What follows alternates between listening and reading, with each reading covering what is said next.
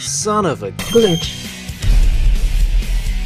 Sonic Adventure 2. Sonic is known for rolling around at the speed of sound, but he can also bounce pretty high too. This first glitch is called the Super Bounce, and it's an exploit of the bounce bracelet you obtain in the Pyramid Cave stage. It's performed by spin dashing at a wall, and on the approach towards the wall, press the jump button and then the action button immediately after. Sonic's acceleration from the spin dash is maintained in vertical movement, and the faster you hit the wall from the dash, the higher the bounce. The result is this incredible bounce that sends you into the air when you hit a wall, and it's useful in breaking boundaries within the game. For instance, you can super bounce back into the boarding section of City Escape to explore on foot. Just spin dash towards the wall and then perform the super bounce over the first wall and then repeat to get over the second wall. Now you can run around this part of the stage on foot collecting any items you may have missed. You can break City Escape so much using the Super Bounce, getting over all the high invisible walls, but most of the time you'll drop into the void below. But the Super Bounce can be used to great effect in other stages, like skipping the key in Pyramid Cave by super bouncing through a non-solid wall higher up.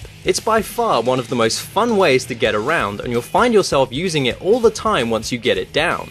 Everyone remembers the gun truck at the end of City Escape, but here's a funny glitch you can use to show it who's boss by pushing the truck all the way back up the hill till it falls down a hole much further past its spawn point in the stage. When the truck is still in the air, perform a homing attack once, and then when it hits the ground, without moving the analog, continue performing homing attacks at a fairly frequent rate. When you reach the top of the hill, you'll no longer be able to jump, but you are able to move around freely, but keep to the far left or right to avoid hitting the boost panels. There's a buffer effect between you and the truck, so as you keep moving forward, the truck continues moving backwards. Move reasonably quickly, but don't touch the truck, as this will enable it to advance forward. Instead, back off every now and again slightly and then carry on moving forward towards the truck. Eventually, the truck will go beyond the wall and get stuck.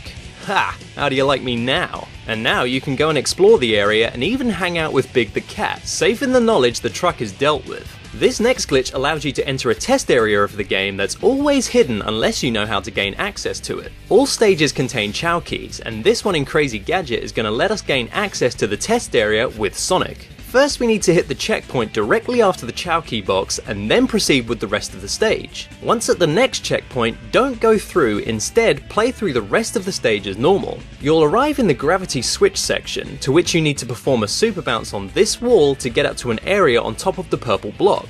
When you make it up here, you next need to charge a spin dash and then jump from this block to a platform over on the right where the goal ring is, except you're upside down and the goal ring is on the other side of the platform. What we're now going to do is jump off over the edge of the platform just slightly so as not to fall off completely, and then once back on the platform, we'll actually jump over the edge, essentially losing a life, but we'll also touch the goal ring too. You'll restart the stage back at the checkpoint with the Chow key, and then, still totally in control of Sonic, the stage will begin to end. Before the stage ends completely, break the Chow key box, line up with the key, then charge a spin dash and simply hold right. As the stage fades out, the spin dash will end automatically and you'll collect the Chow key. The result of these actions is the game sending you to the test stage that you're free to explore and play around in, although there's not too much to do here of any real value. The test stage can be accessed by all the characters. For instance, Knuckles can access it by using the Chow key glitch in a different way. In Wild Canyon, find the Chow key box and then break it, then climb the surrounding wall to arrive on the large X-shaped structure in the upper area of the stage. Facing this way, hold the L and R buttons to keep the camera facing this direction, and then simply step off the edge and hopefully you'll land on the Chow key below. Notice that the key is displayed as an actual key and not the usual Chow face. This is because when the key and the camera are a significant distance away from one another, the key is prevented from making it to the top left part of the HUD display and rendering the 2D Chow icon, instead remaining as the in-game key model. Now when Knuckles completes the stage normally, he'll be transported to the test stage much the same as Sonic was. Another example is in Mission Street as Tails, where once you break open the box and make your way to this part of the stage, the camera will lock here and you're able to pick up the key from a distance. Once again, the camera is too far away from the key, so the icon is never generated on screen, and so upon completion of the stage, Tails will be sent to the test stage. It's important to note that the Knuckles and Tails version of the Chow key glitch only work on versions that use the 16:9 aspect ratio. Okay, now for something less mind-boggling and more ridiculous. For some reason, in the HD releases of the game, Knuckles has this weird foot thing when he carries an object. That just looks painful. And what is with your legs, Knuckles? They seem to be bending backwards. I don't think you should be carrying things anymore, seriously. Now, to make sure I wasn't imagining things, I tested this on the Dreamcast version, and as you can see, Knuckles' legs and feet are completely fine. No twisted ankles here. HD Knuckles be crazy. Ooh, ouch. Did you know Tails can drive backwards? Oh yeah, he's a really skilled driver. If you drift into a barrier using the jump button and then continue pressing it, Tails will spin around to face the screen while still driving backwards. The controls aren't reversed though, meaning you can carry on normally through the stage. But you have to keep your speed up, otherwise the game will correct the orientation of the car, so the faster you go, the better. Also, quickly alternating between left and right movement with the analog helps too. Any fans of Omochao out there?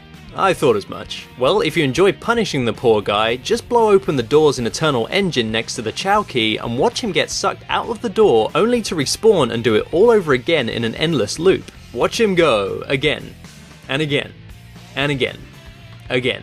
When will the madness end?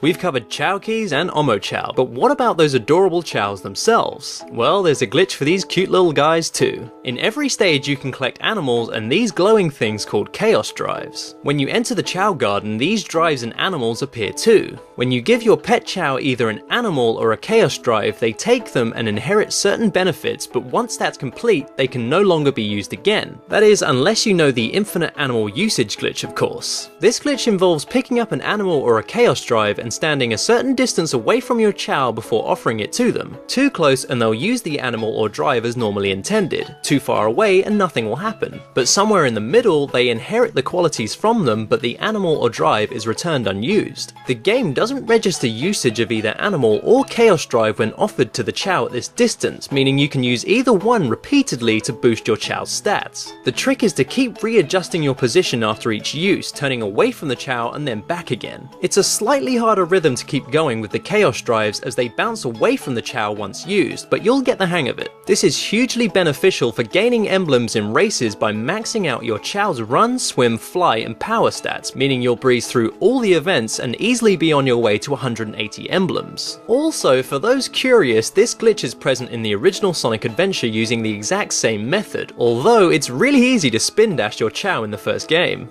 Ooh, sorry. Another Chao-related glitch is possible within the kindergarten black market called the Infinite Ring glitch, which works like so. Take a valuable item you want to sell to the black market in the kindergarten, and once you've sold it, press start and then select help and options and then go into the main options. Change something like the controller vibration to off and then back to on again, and you'll see the saving icon appear at the top right of the screen. Now this is saving the game file and not the Chao file, which the game treats as separate and is also the reason this glitch works. Now you simply reset your console, or in this case I'm going to quit out of the game entirely on PS3 and then simply reopen the game. Once you're up and running again, head back to the Chao Garden via stage select. When you enter the Chao Garden, you'll see that everything is still as it was before you sold the item. But when you return to the black market, your ring total is the same as it was when you reset the game, meaning the game file which keeps track of the rings has registered the increase in rings from the sale of an item, but the Chao file, a separate save altogether, hasn't seen any change at all. And you still have your valuable item to resell to the black market. Repeat this process until you have more rings than you know what to do with. Next is an awesome out of bounds trick in Knuckles' part of the Cannon's Core stage. When you start Knuckles' section, jump out of the water and climb onto this wall. And now slowly climb down the wall and you'll see Knuckles looks as though he can clip through the floor. If you position yourself lined up like this and then move down the wall, you'll simply pop straight through the floor and end up on the other side of the wall. You can then glide through and navigate your way to this room in the void, and you'll glide into the room with the button for the door, skipping all the lasers and time switches. That's not the only glitch for Cannon's Core. If you activate the objects that control the flow of time and then move away from it fast enough, the timer will stop permanently until you interact with another time object. This is useful in Sonic and Rouge's sections as they have methods of getting away from the timer quickly, such as a spin dash or a drill drive in Rouge's case. The reason this glitch works is that the object that controls time only exists for a certain distance from the character, so when you leave the object off screen faster than the game expects, the flow of time is stopped infinitely. Unfortunately, this episode isn't infinite, but hey, there are some awesome glitches for you guys to try out in Sonic Adventure 2. And if you like this episode, hit that like button, share it with everyone you know and love, but most importantly, please subscribe if you want to see more from the series.